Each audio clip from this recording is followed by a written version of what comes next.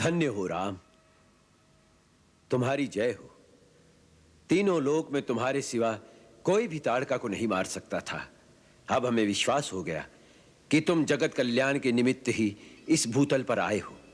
इसलिए तुम्हारे ऊपर प्रसन्न होकर आज हम तुम्हें वो दिव्य अस्त्र प्रदान करेंगे जो तीनों लोक में हमारे सिवा किसी के पास नहीं। राम, क्षत्रियों के लिए शस्त्र आवश्यक है, परंतु शस्त्र धारण करने के भी कुछ नियम होते हैं।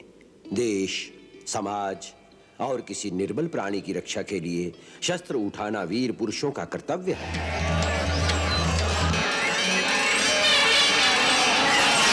सुबाहु और मारीच का संहार करके तुमने हमारे सिद्ध आश्रम को निर्भय निष्कंटक कर दिया।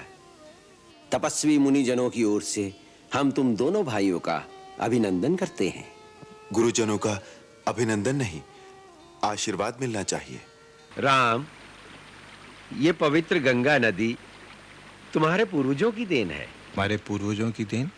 हाँ गुरुदेव, यह आश्रम बड़ा विचित्र लग रहा है। नहीं पूरी तरह उजड़ा हुआ और नहीं पूरी तरह बसा हुआ। पत्ता पत्ता सूख गया है, परंतु ये तुलसी का पौधा अभी भी हरा भरा है। ये क्या भेद है गुरुदेव? तुमने सच कहा है राम, ये बड़ा विचित्र स्थान है जहां गौतम ऋषि के शाप से सब कुछ उजड़ गया, परंतु एक तुलसी का पौधा अभी तक इसलिए जीवित है क्योंकि एक नारी की आत्मा यहां पर वास करती है।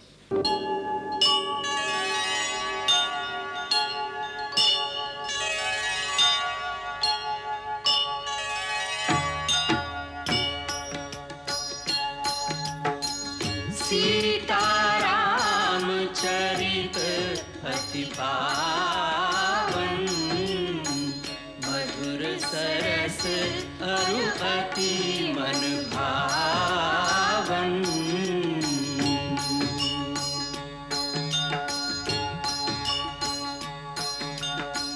पुनि पुनि कितने हो सुने सुनाए, ये की प्यास बुझत न बुझाए।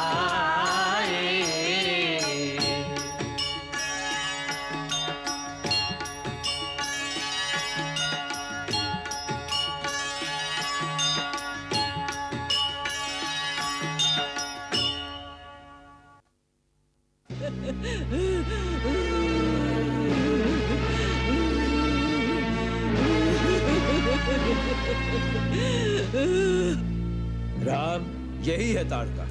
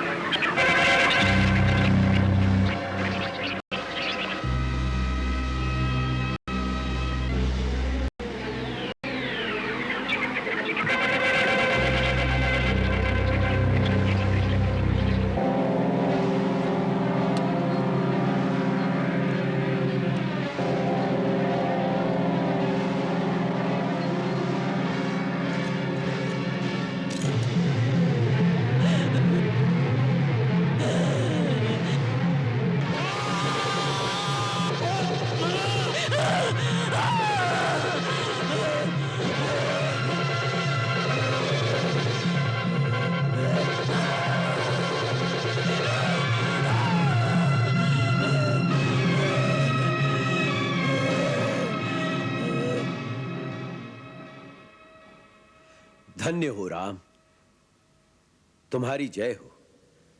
तीनों लोक में तुम्हारे सिवा कोई भी ताड़का को नहीं मार सकता था। अब हमें विश्वास हो गया कि तुम जगत कल्याण के निमित्त ही इस भूतल पर आए हो। इसलिए तुम्हारे ऊपर प्रसन्न होकर आज हम तुम्हें वो दिव्य अस्त्र प्रदान करेंगे जो तीनों लोक में हमारे सिवा किसी के पास नहीं। अपने अनुग्रह, अपनी कृपा का पात्र मानकर आपने इस दास का गौरव बढ़ा दिया है मुनिराज। हम जानते हैं राम, वशिष्ठ मुनि ने पूर्ण शस्त्र विद्या देकर तुम्हें रण कौशल में पारंगत किया है, परंतु हम जो शक्तियां आज तुम्हें प्रदान करेंगे वो देवताओं को भी दुर्लभ हैं। अनेक लौकिक, पारलौकिक और वैज्ञानिक शोध के द्वारा आध्यात्मिक शक्ति से हमने जिन्हें सिद्ध किया है वो दिव्यास्त्र सारे संसार में एक साथ हमारे सिवा कहीं नहीं मिल सकते। एक युग से हम एक ऐसे योग्य पात्र की तलाश में थे जो जन कल्याण के लिए हमारी सिद्धियों का सही उपयोग कर सके।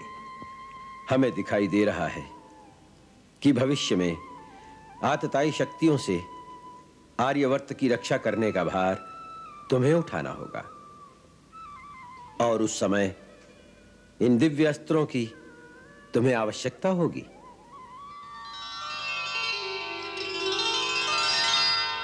राम, क्षत्रियों के लिए शस्त्र आवश्यक है, परंतु शस्त्र धारण करने के भी कुछ नियम होते हैं। देश, समाज और किसी निर्बल प्राणी की रक्षा के लिए शस्त्र उठाना वीर पुरुषों का कर्तव्य है, धर्म है। किंतु अपने अहंकार या अपने बल का प्रदर्शन करने के लिए किसी पर वार करना, किसी पर हमला करना वीर पुरुषों का धर्म नहीं। मैं जो विद्या तुम्हें प्रदान कर रहा हूं उसकी गुरु दक्षिणा यही होगी कि किसी निर्दोष पर उसका उपयोग नहीं करोगे, परंतु जहां पाप, अत्याचार और अन्याय देखोगे वहां पापी और दुराचारी का संहार करने के लिए शस्त्र अवश्य उठाओगे। राम, इसकी प्रतिज्ञा करो और मेरी शक्ति का आत्मसात करो।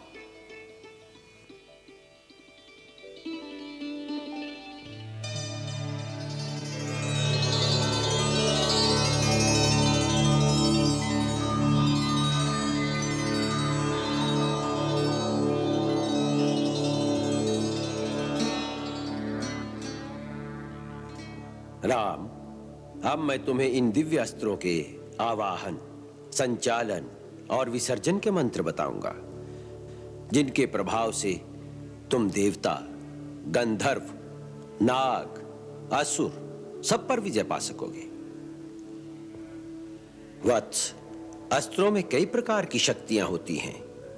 कुछ शक्तियां वैज्ञानिक अनुसंधान से पैदा होती हैं, कुछ आध्यात्मिक साधना से दिव्य लोकों से प्राप्त होती हैं, कुछ शस्त्र परमाणु शक्ति से संपुष्ट होते हैं, कुछ मन की शक्ति से चलते हैं, कुछ मंत्र शक्ति से प्रेरित हैं और कुछ बाण वो हैं जो अपने फलक पर दिव्य शक्तियों को धारण करके चलते हैं, जैसे शिव का शूलवत नामक अस्त्र।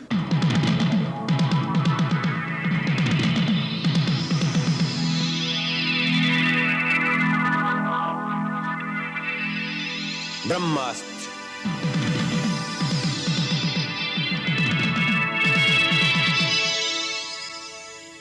श्री नारायण अस्त्र। तब ऋषि निज नाथ ही जिय चीनी, विद्यानिधि कहूँ विद्यादीनी। विद्यानिधि कहूँ विद्यादीनी।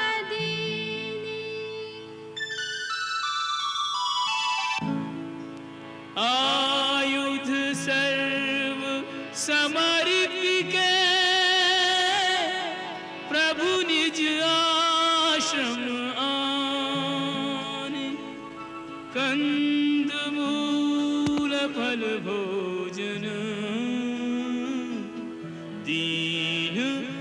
भगत हित जान। दुष्टा ताड़का का नाश करके आपने हमारे मन को यह विश्वास दिला दिया कि अब हमारे यज्ञ अनुष्ठान निर्विघ्न पूर्ण हो सकेंगे। आपकी सेवा के लिए ही तो हम अयोध्या से मुनिवर के साथ यहाँ आए हैं। और राजमहल के सुख त्याग कर एक तपस्वी के आश्रम में कंदमूल खा रहे हैं। परम पूज्य, आपके दिए हुए कंदमूल में जो अमृत भरा है वो राजमहल के भाग्य में कहां? यही तो तुम्हारी विनम्रता है। तुम्हारी जय होगी राम।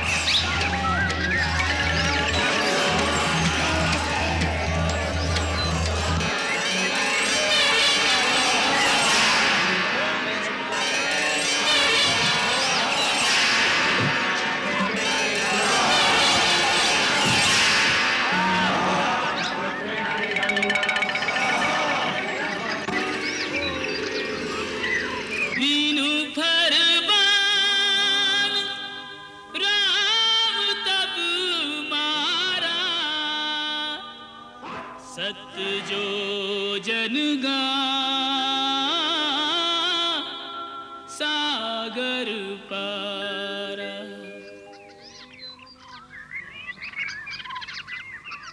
दशरथ नंदन, सुबाहु और मारीच का संहार करके तुमने हमारे सिद्ध आश्रम को निर्भय निष्कंटक कर दिया। तपस्वी मुनिजनों की ओर से हम तुम दोनों भाइयों का अभिनंदन करते हैं। गुरुजनों का अभिनंदन नहीं, आशीर्वाद मिलना चाहिए। गुरुदेव, आपसे मिले ज्ञान और अस्त्र शस्त्रों की शक्ति से ही हम उन दुष्ट निशाचरों का नाश कर सके। यही तुम्हारी महानता है राम। सब कुछ करते हो, पर कर्ता का अहंकार तुम में नहीं आता। तुम्हारी सदा जय हो। महामहिम के चरणों में सादर प्रणाम। कल्याणमस्तु। गुरुदेव, मिथिलेश्वर महाराज जनक के एक विशेष सामंत कुछ शुभ संदेश लेकर आपकी सेवा में आए हैं। दर्शन की आज्ञा चाहते हैं। उन महानुभाव को अतिथि कक्ष में ले जाओ, उनका सत्कार करो। उनसे मिलने हम वहीं आएंगे। हमें ये जानकर प्रसन्नता हुई कि महाराज जनक अपनी पुत्री राजकुमारी सीता का स्वयंवर रचा रहे हैं। मुनिवर, आपके आशीर्वाद से उनका यह शुभ कार्य निर्विघ्न संपन्न हो, उसके लिए महाराज ने आपसे विशेष प्रार्थना के लिए इस दास को भेजा है। हम विदेहराज जनक का आमंत्रण पाकर बहुत प्रसन्न हुए। महाराज को हमारा आशीर्वाद। उन्हें कहना कि हम अवश्य आएंगे।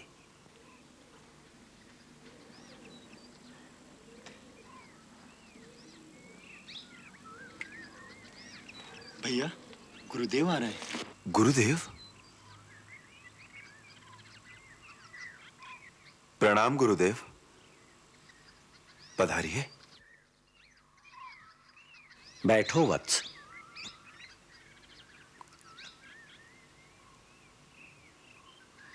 राम, हम तुमसे एक बात करने आए हैं। गुरुदेव, आपने क्यों कष्ट किया? मुझे बुला भेजते, मैं स्वयं आ जाता आपकी सेवा में। तुम्हारे पास आने में कष्ट नहीं, आनंद ही आनंद है राम। तात, महाराज जनक के यहां से न्योता आया है। वो अपनी पुत्री सीता का स्वयंवर रचा रहे हैं, जिसमें उन्होंने हमें भी आमंत्रित किया है। हमारी इच्छा है कि तुम दोनों भाई हमारे साथ मिथिला चलो। राम, इस विषय में तुम्हारा क्या विचार है? गुरुवर्य, आपकी आज्ञा के सामने किसी अन्य विचार का स्थान ही कहाँ है? केवल आज्ञावश नहीं वत्स, हम चाहते हैं कि तुम भी उस ऐतिहासिक दृश्य का अनुभव करो जहां आर्यवर्त के हर प्रांत और हर प्रदेश के राजकुमार सीता को पाने के लिए अपना अपना बल, कौशल और पराक्रम दिखाने आएंगे। मुनिवर, स्वयंवर कर तो यही है कि राजकुमारी जिसे पसंद करेंगी उसी के गले में वरमाला पहना देंगी। फिर उसमें बल और कौशल दिखाने की आवश्यकता ही कहाँ है? इसलिए कि महाराज जनक ने सीता के विवाह के लिए एक कठिन शर्त रख दी है। शर्त? हाँ रघुनंदन, कई कारणों से ये स्वयंवर बड़ा अद्भुत होगा। पहला कारण तो ये कि सीता स्वयं ही एक अद्भुत कन्या है, और दूसरा कारण ये है कि महाराज जनक के पास भगवान शिव का एक अलौकिक धनुष है, जो शिव ने देवताओं को दिया था, और देवताओं ने जनक के पूर्वज महाराज देवराज के पास धरोहर रूप में रखा था। सीता को देवी कन्या मानकर महाराज जनक ने यह निश्चय किया है कि सीता का विवाह किसी साधारण मानव से नहीं हो सकता, और उन्होंने शर्त रख दी कि जो शूरवीर उस महान शिव धनुष को झुकाकर उस पर प्रतंचा चढ़ा देगा, उसी के साथ सीता का विवाह होगा। उसी चमत्कार को देखने के लिए तुम हमारे साथ मिथिला चलो, यही हमारी इच्छा है। अहो भाग्य। तो कल प्रातः ही प्रस्थान करेंगे। जो आज्ञा गुरुदेव।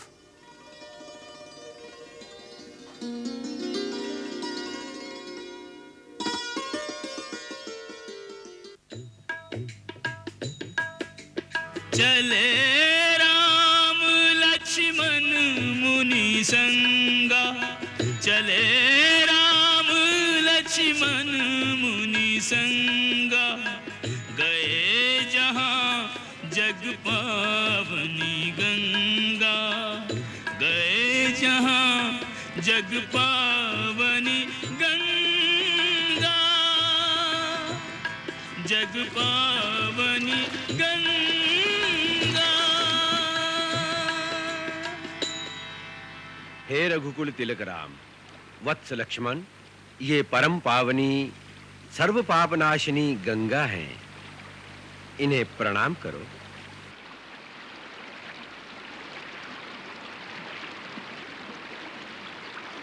वत्स राम, पवित्र गंगा नदी का पुष्पों से पूजन करो। वत्स लक्ष्मण, तुम भी पुष्प लो, तुम भी पूजन करो।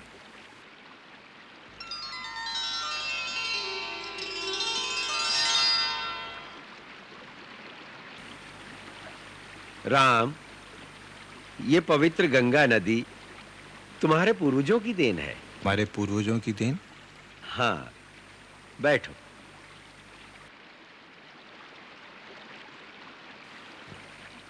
राम, तुम्हारे उज्जवल कुल की कथा सुनाता हूं। वत्स, प्रतापी इक्ष्वाकु वंश में एक धर्मात्मा राजा सगर हुए हैं।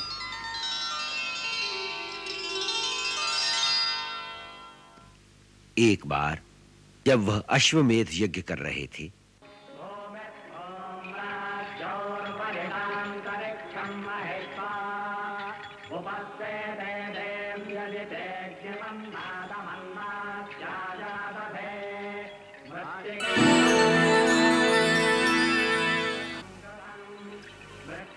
इंद्र उनसे ईर्ष्या करता था, इसलिए उनके यज्ञ का घोड़ा चुराकर पाताल लोक में ले गया। वहां उसने वो घोड़ा कपिल मुनि के आश्रम में छोड़ दिया। महाराज सगर के सारे पुत्र घोड़े की तलाश में पाताल लोक तक जा पहुंचे। उन्होंने कपिल के आश्रम में घोड़े को देखकर महात्मा कपिल का अपमान किया। उनके दुर्व्यवहार से कुपित होकर महर्षि कपिल ने सगर के पुत्रों को शाप देकर भस्म कर दिया। फिर उनका उद्धार करने के लिए गंगा को स्वर्ग से धरती पर लाना आवश्यक हो गया, परंतु यह काम बहुत कठिन था। महाराज सगर, उनके बाद महाराज अंशुमान, उनके पुत्र महाराज दिलीप ये काम न कर सके। फिर दिलीप के पुत्र महाराज भगीरथ ने यह निश्चय किया कि वो गंगा जी को धरती पर लाकर अपने पितरों का उद्धार करेंगे। उन्होंने गंगा जी को धरती पर लाने के लिए घोर तपस्या की।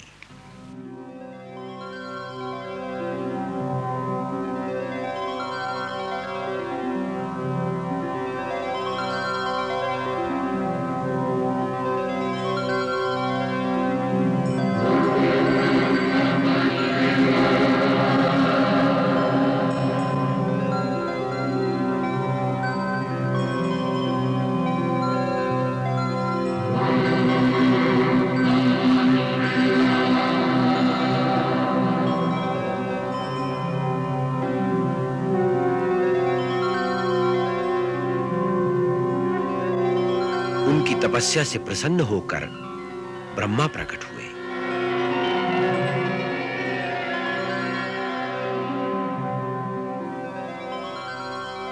और उन्होंने गंगा को धरती पर लाने का वरदान भगीरथ को दिया।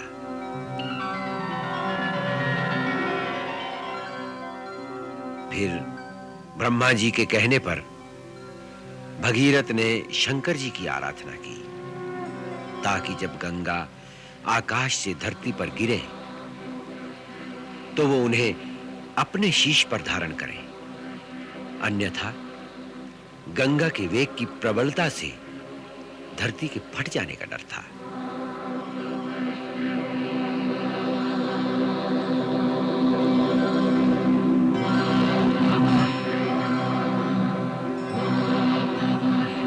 भगीरथ ने फिर घोर तपस्या की और भगवान शिव को प्रसन्न कर लिया।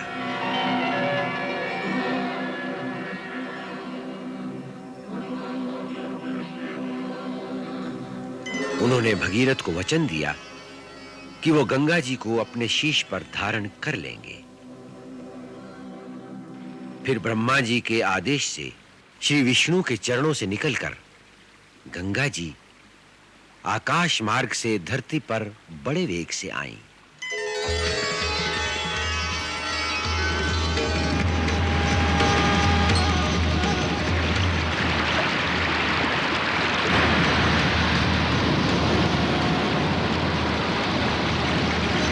भगवान शिव ने उन्हें अपनी जटाओं में समेट लिया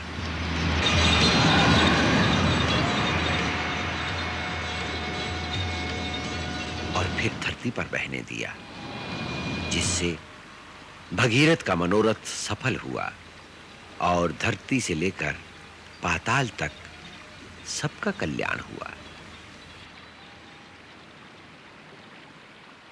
गंगा अपनी धाराओं से तीनों लोकों को पवित्र करती हैं, इसलिए इन्हें त्रिपथ गामिनी भी कहते हैं। महाराज भगीरथ इन्हें भूलोक पर लाए, इसलिए मृत्यु लोक में इन्हें भागीरथी भी कहा जाता है। राम, ये परम पवित्र गंगा यावत चंद्र दिवाकरो, जब तक सूरज चांद रहेंगे, इस धरती के प्राणियों का कल्याण करेंगी। संभव है आने वाले युगों में देवी देवताओं के प्रति लोगों की आस्था कम हो जाए, पर गंगा का गौरव कभी कम नहीं होगा। कभी सदा इसका गुणगान करेंगे। ये जिस देश में बहेगी वहां सदा हरा भरा रहेगा। गंगा का पवित्र जल जीवन से मरने तक मानव के लिए उपयोगी होगा और अनंत काल तक लोग इसे गंगा मैया कहकर, माता से भी महान मानकर इसकी पूजा करेंगे। संसार की समस्त नदियों में सर्वप्रथम इन्हीं का नाम होगा।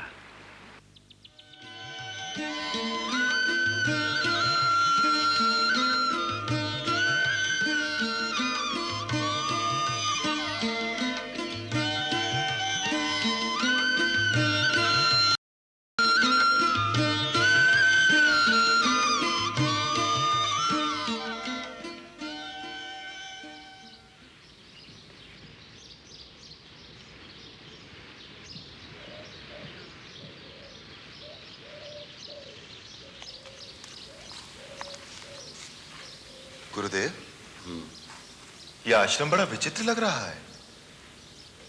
न ही पूरी तरह उजड़ा हुआ और न ही पूरी तरह बसा हुआ।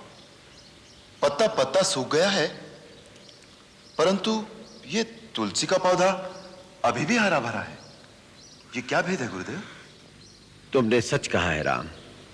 यह बड़ा विचित्र स्थान है, जहां गौतम ऋषि के शाप से सब कुछ उजड़ गया, परंतु एक तुलसी का पौधा अभी तक इसलिए जीवित है क्योंकि एक नारी की आत्मा यहां पर वास करती है। एक नारी की आत्मा?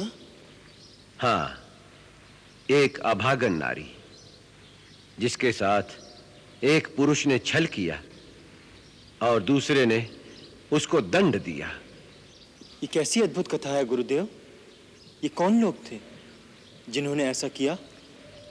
दो महान पुरुष, एक देवताओं का राजा इंद्र और दूसरा उसका पति महान तपस्वी ऋषि गौतम। पर क्यों? यह एक नारी के दुर्भाग्य की करुण कथा है। महर्षि गौतम की पत्नी अहिल्या परम सुंदरी थी, जिसके कारण देवराज इंद्र उस पर आसक्त हो गया।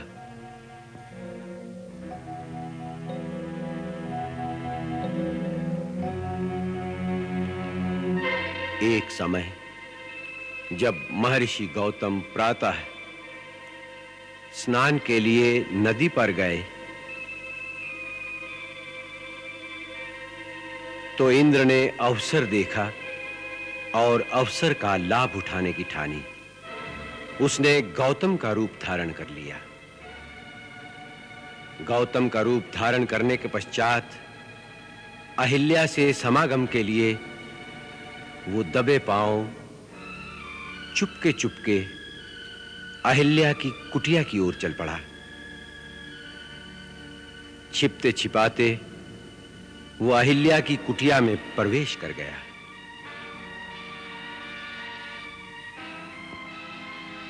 जिस समय इंद्र छिपकर अहिल्या की कुटिया से निकल रहा था, उसी समय गौतम मुनि स्नान करके वापस लौट रहे थे।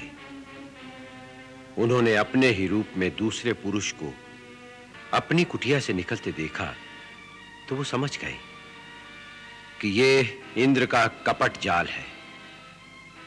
क्रोध में भरकर उन्होंने इंद्र को शाप दिया और उसे विफल कर दिया। अहिल्या कुटिया से बाहर आई। वो समझ गई कि उसके साथ छल हुआ है। वो रोती हुई पति के चरणों में गिर गई, परंतु क्रोध में भरे गौतम मुनि ने आवेश में आकर अपनी पत्नी को भी शाप दे दिया और वो उसी क्षण पत्थर की शिला बन गई। उसी समय से वो शापित नारी इस पत्थर का रूप धरे किसी के आने का रास्ता देख रही है। किसका रास्ता देख रही है गुरुदेव? जो गिरे हुओं को उठा सके। राम, किसी पर दोष लगाकर दंड देना तो सभी को आता है, परंतु वो पतित पावन जो किसी गिरे हुए को उठा सके विरला ही होता है। ऐसे महामानव के चरणों को छूने से सारे पाप नष्ट हो जाते हैं। इसलिए इस शिला को अपने पवित्र चरणों से स्पर्श करके एक अभागन का उद्धार करो राम।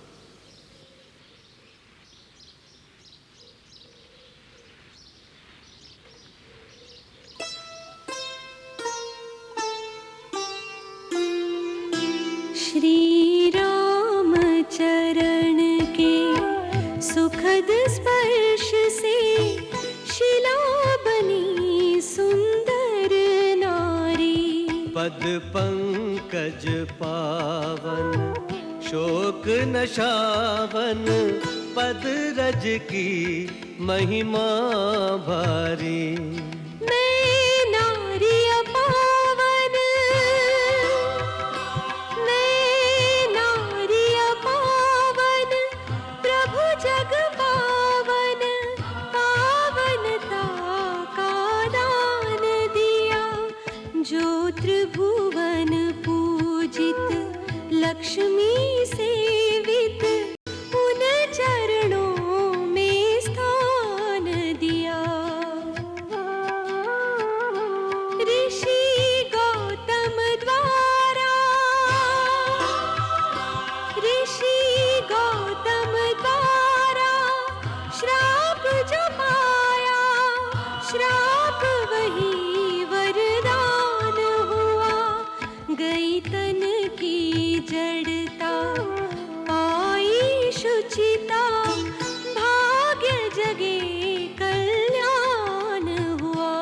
यही भांति सिधारी गौतम नारी, बार बार हरि चरण परी। जो अति मन भावा, सोई बर पावा। गई पति लोक आनंद भरी, गई पति लोक आनंद भरी, गई पति लोक आनंद भरी। राम हरि जय राम हरि, राम हरि जय राम हरि, राम हरि जय राम हरि, राम हरि जय राम हरि, राम हरि जय राम हरि, राम हरि जय राम हरि, राम हरि।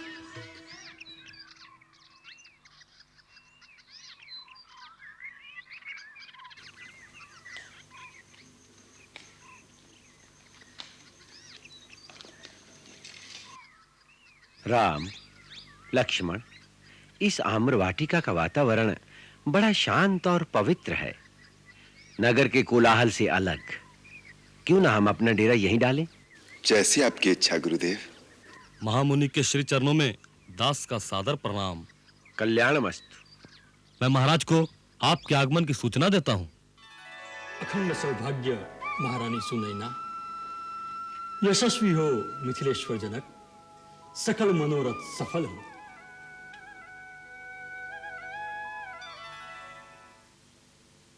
गुरुदेव, आपकी कृपा बनी रहे, इसी में हमारा कल्याण है। राजकुमारी सीता नहीं आई अभी तक? आती होंगी।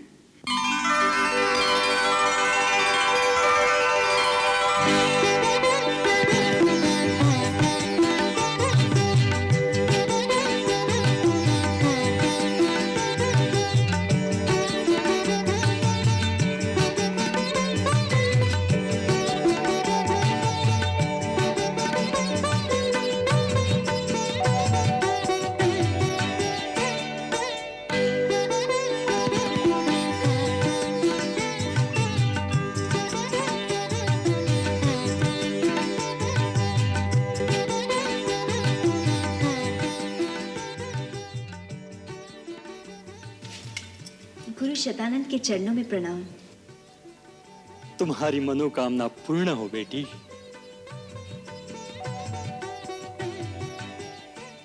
क्षमा कीजिए पिताजी, मेरे कारण आपको प्रतीक्षा करनी पड़ी। बेटी, आज शिव धनुष को स्वयंवर सभा में भेज दिया जाएगा, इसलिए इनकी पूजा करके भगवान से आशीर्वाद मांगो।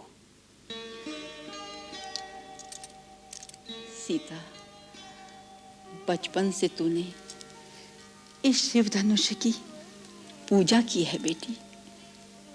आज उसी पूजा की पूर्ण आहुति की घड़ी आ गई।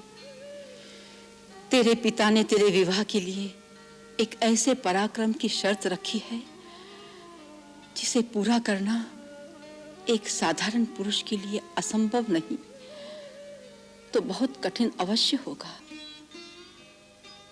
शंका मन से निकाल दो देवी। जिन्होंने महाराज जनक के मन में उस अद्भुत प्रण की प्रेरणा उत्पन्न की थी, उपाय भी वो अपने आप ही करेंगे। परिणाम उन्हीं पर छोड़ दो। आशंका और अविश्वास को मन से निकालकर भगवान आशुतोष पर भरोसा रखो। वो सबकी मनोकामना पूर्ण करते हैं। उनके इस पूजनीय धनुष के कारण कभी किसी का अमंगल नहीं हो सकता। चलो महाराज, पूजा करें।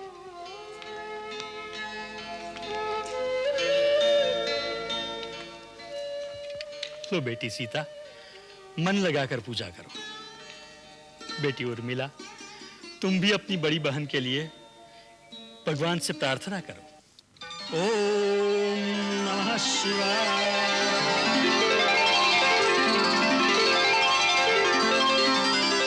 ओम त्र्यंबकं यजामहे सुगंधिं पुष्टिवर्धनम् उर्वारुकमिव बन्धनान् मृत्योर्मुच्यमामृता। मंगल भवन अमंगल हारी, प्रभु सुदशरथ अजिर बिहारी।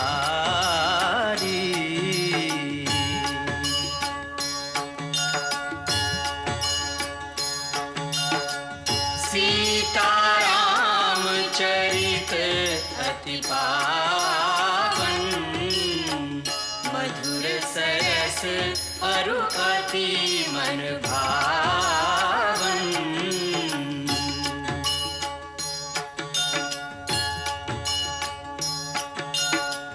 पुनि पुनि कितने हो सुने सुनाए, हिय की प्यास बुझत न बुझाए।